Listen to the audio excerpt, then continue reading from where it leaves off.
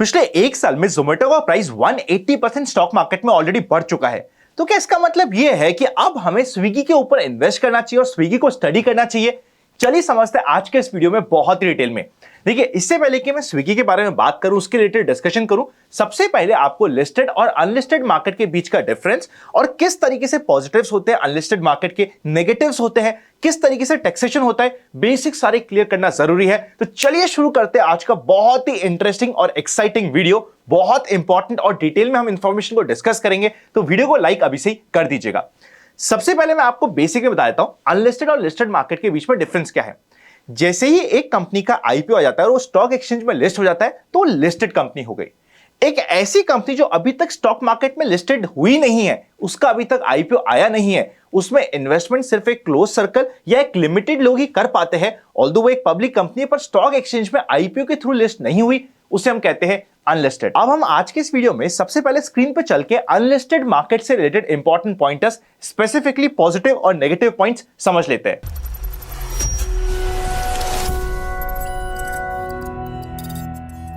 सबसे पहला पॉजिटिव ये है कि अनलिस्टेड मार्केट में कई बार हमें कुछ यूनिक अपॉर्चुनिटी सामने आ जाती है। For example CSK, OYO, boat, Swiggy, ये कुछ ऐसे नाम है जो काफी इंटरेस्टिंग नाम है पर अभी तक लिस्टेड मार्केट में अवेलेबल है नहीं। सेकेंड पॉजिटिव ये आता है कि कई बार हमें जस्ट बिकॉज अनलिस्टेड मार्केट अभी तक ओपनली सबके लिए अवेलेबल नहीं है, हर कोई इसमें जाके इन्वेस्ट जिस तरीके से लिस्टेड मार्केट में करता है नहीं कर सकता, इसकी वजह से आर्बिट्राज अपॉर्चुनिटी मिल जाती है। मतलब एक ऐसी ही कंपनी होगी जो लिस्टेड मार्केट में बहुत हाई वैल्यूएशन पे चल रही होगी, पर सेम जॉनर की, ऑलमोस्ट सेम बिजनेस करने वाली, ऑलमोस्ट सेम रेवेन्यू करने वाली कंपनी अनलिस्टेड मार्केट में हमें कई बार चीप मिल जाती है। इस आर्बिट्रेज अपॉर्चुनिटी को हम कई बार यूज कर सकते हैं। थर्ड, आजकल बहुत अच्छे आईपीओ आ रहे हैं। मैं तो खुद कह रहा हूं भैया, जो आईपीओ आ रहे हैं लिस्टेड मार्केट में बहुत अच्छे आ रहे हैं, पर आईपीओ में अलॉटमेंट मिलना डिफिकल्ट होता है। जब हम अनलिस्टेड मार्केट में इन्वेस्ट करते हैं तो कंपैरेटिवली हमारे लिए एलोकेशन मिलना आसान होता है और हमें एलोकेशन कंफर्म मिल जाता है इससे पहले कि वो कंपनी ओपनली सबके लिए शेयर डिस्ट्रीब्यूट करे। And final and important positive होता है कन्वीनियंस का। पर ये कन्वीनियंस का इंपॉर्टेंट जो पॉजिटिव है, ये आपके लिए डिपेंड करेगा कि कौन से प्लेटफॉर्म के थ्रू आप बाय करने की कोशिश कर रहे हो अनलिस्टेड शेयर्स। मैं यहां पे एक इंपॉर्टेंट प्लेटफॉर्म आप सभी के सामने लाता हूं जिसका नाम है इनक्रेड मनी। इनक्रेड मनी पे आपके लिए कोई भी मिनिमम इन्वेस्टमेंट नहीं है, आप एक शेयर के इन्वेस्टमेंट से भी स्टार्ट कर सकते हो। यहां पे आपको कोई भी फीस नहीं लगती है, कोई भी कमीशन ब्रोकरेज चार्ज नहीं लगता है। जिस प्राइस पे आपको दिख रहा है शेयर, उसी प्राइस पे आप इन्वेस्ट कर पाते हो। कॉम्पिटिटिव प्राइसिंग मिलती है, सपोर्ट टीम है और फाइनेंशियल एक्सपर्ट है जो आपकी क्वेरीज को, प्रॉब्लम्स को सॉल्व करेंगे, क्योंकि एक नई स्पेस है। आई एम वेरी श्योर आपकी क्वेरीज भी रहने वाली है। और जो आपके शेयर है, जो आप इनक्रेड मनी पर जाके स्टडी करते हो या फिर बाय करने की कोशिश करते हो, वो पेमेंट करने के बाद 3 to 5 डेज में आपके डीमैट में रिफ्लेक्ट कर जाएंगे। देखिए, हर एक शेयर की एक अलग सेटलमेंट साइकिल होती है। For example HDB financial services की सेटलमेंट साइकिल है T+5। सो अकॉर्डिंगली वो शेयर आपके डीमैट में रिफ्लेक्ट हो जाएंगे और आप खुद जाके सीडीएसएल एनएसडीएल पे चेकआउट कर सकते हो। देखिए, आपके पास ऑप्शन होता है कि आप सीडीएसएल एनएसडीएल पे चेकआउट कर लो, आप चाहो तो खुद उनकी app, for example CDSL my easy app या फिर एनएसडीएल स्पीडी ऐप पे जाके चेकआउट कर सकते हो अपनी होल्डिंग को। इवन अनलिस्टेड मार्केट की होल्डिंग भी आप ही के डीमैट में रहने वाली है। फाइनली, इनक्रेड मनी एक प्लेटफॉर्म है from the house of InCred, a diversified financial services power house. तो एक इंटरेस्टिंग प्लेटफॉर्म है जहां पे जाके आप काफी डिफरेंट अनलिस्टेड स्टॉक्स को, अनलिस्टेड स्पेस को स्टडी कर सकते हो। लिंक आपके रेफरेंस के मैंने डिस्क्रिप्शन और पिन कमेंट पे डाल दी है। पर देखिए, मैं पॉजिटिव में एक इंपॉर्टेंट पॉइंट बता देता हूं।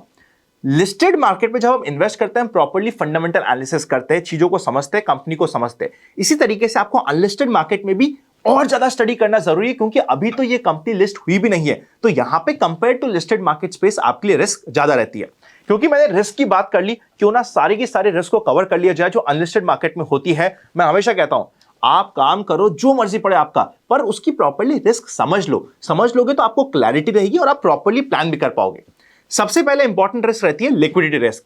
देखिए, अगर कोई कंपनी स्टॉक एक्सचेंज पे लिस्टेड है तो वहां पे लिक्विडिटी रिस्क कंपैरेटिवली कम होती है। हमेशा वहां पे बाइंग सेलिंग चलती रहती है, इसलिए हम उस स्टॉक एक्सचेंज पे जाके अपने शेयर्स को बेच सकते हैं। पर यहां पे जब हम अनलिस्टेड स्पेस की बात करते हैं, कंपेयर टू लिस्टेड स्टॉक्स काफी कम लिक्विडिटी रहती है। यहां पे liquidity is a risk. Usually इस मार्केट में आप लोग ट्रेडिंग नहीं करते कि 1 घंटे के लिए या 1 दिन के लिए हमने बाय कर दिया। यहां पे हम लोग प्रॉपर्ली इन्वेस्टमेंट करते हैं। आपका माइंडसेट होना चाहिए कि मैं कुछ सालों तक इस स्टॉक को होल्ड करूंगा, या फिर जब तक कंपनी का आईपीओ नहीं आ जाता मैं इस कंपनी को होल्ड करने वाला हूं। यह माइंडसेट आपका पहले से होना चाहिए। और इंपॉर्टेंट डिस्क्लेमर वापस से, आपकी कंपनी का आईपीओ आएगा, ये हमारी एक्सपेक्टेशंस है, पर ऐसा भी हो सकता है कि आपको आईपीओ आए भी नहीं। इस फैक्टर को आपको हमेशा फैक्टर इन करके रखना चाहिए। सेकंड रिस्क, अनलिस्टेड स्पेस में आपके लिए हमेशा एक लॉक इन पीरियड रहता है। देखिए, आपने एक कंपनी में इन्वेस्ट कर दिया उसके आईपीओ आने से पहले, प्रोबेबली आपने वैल्यूएशन भी कंपैरेटिवली सस्ता ले लिया, तो यहां पे आपका लॉक इन ये लग जाता है कि जिस समय आपकी कंपनी लिस्ट होती है उसके अगले 6 महीने तक आप अपने स्टॉक नहीं बेच सकते, क्योंकि आप ये समझो कि आप कंपनी के एक्चुअल ओनर बन रहे हो, क्योंकि आप प्री आईपीओ में इन्वेस्ट कर रहे हो। तो यहां पे आपको 6 महीने का लॉक इन पीरियड रहता है, ये आपके लिए एक रिस्क फैक्टर है। फाइनली मार्केट रिस्क तो रहती ही है। अनलिस्टेड शेयर्स जितनी भी मार्केट रिस्क और प्राइस रिस्क जो होती है, जो नॉर्मल किसी भी लिस्टेड काउंटर पार्ट में भी होती है कि भाई प्राइस की वॉलिटिलिटी चल रही है, वो यहां पे भी हो सकती है। फाइनल इंपॉर्टेंट रिस्क जिसके बारे में बहुत कम लोग जानते हैं या डिस्कस करते हैं, वो ये कि अनलिस्टेड स्पेस में ऐसा कंपलसरी नहीं होता कि क्वार्टरली रिजल्ट फाइल करना पड़ेगा कंपनी को। मतलब डेटा कई बार थोड़ा सा आउटडेटेड मिलता है। फॉर एग्जाम्पल, आज के दिन भी काफी सारी ऐसी कंपनीज है अनलिस्टेड स्पेस में जिनका फाइनेंशियल ईयर 2024 का डेटा नहीं आया, जो वैल्यूएशन या जो पी रेशियो आप देख रहे हो वो पुराने वैल्यूएशन पे काम कर रहे हो। ये इंपॉर्टेंट रिस्क फैक्टर आ जाती है। फाइनली नेक्स्ट इंपॉर्टेंट क्वेश्चन आता है, अगर मैं अनलिस्टेड स्टॉक्स बाय करता हूं, मुझ पर टैक्सेशन क्या लगेगा? अगर आप अपने शेयर्स को 2 साल यानी कि 24 मंथ्स के अंदर अंदर सेल कर देते हो, तो ये शॉर्ट टर्म कैपिटल गेन में आ जाएगा, जो आपका टैक्स स्लैब होगा उसके अकॉर्डिंग टैक्सेशन हो जाएगा।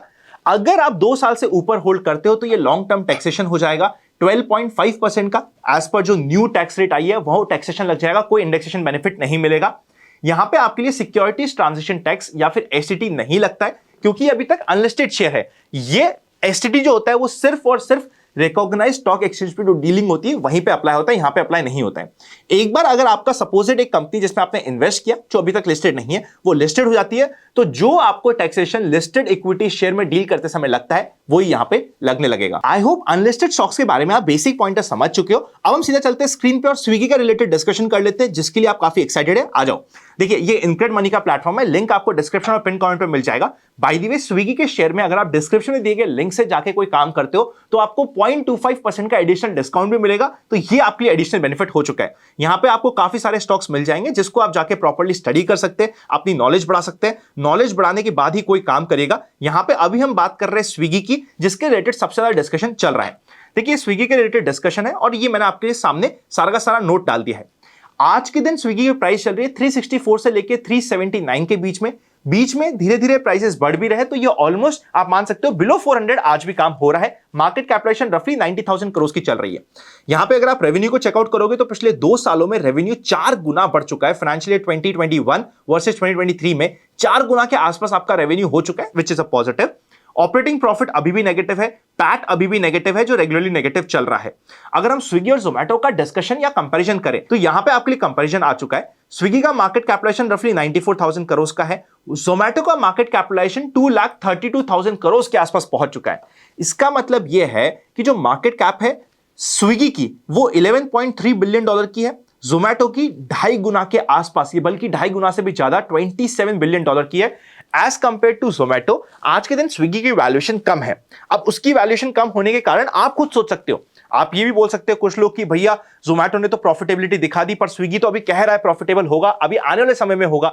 या फिर जोमेटो तो अभी अपना आईपीओ ला चुका है, आईपीओ आने की वजह से उसकी प्रॉफिटेबिलिटी या फिर आईपीओ आने की वजह से उनका वैल्यूएशन बढ़ गया है। आपके अपने रीजन हो सकते हैं, मैंने आपको पॉइंट बताया है। रेवेन्यू में भी थोड़ा डिफरेंस है, वो आपके लिए यहां पे नेक्स्ट फिगर में चेकआउट हो रखा है। अगर हम इनके डेटा की बात करें तो फूड डिलीवरी स्विगीज ने रफली 18,500 करी है, जोमेटो ने 23,700 के आसपास करी है। डिफरेंस है। कंट्रीब्यूशन मार्जिन जोमेटो का थोड़ा सा बेटर है। इन दी सेम वे इंस्टामार्ट या फिर ब्लिंकिट की बात करेंगे तो वहां पे कंट्रीब्यूशन मार्जिन अगेन थोड़ा सा जोमेटो का बेटर आ रहा है।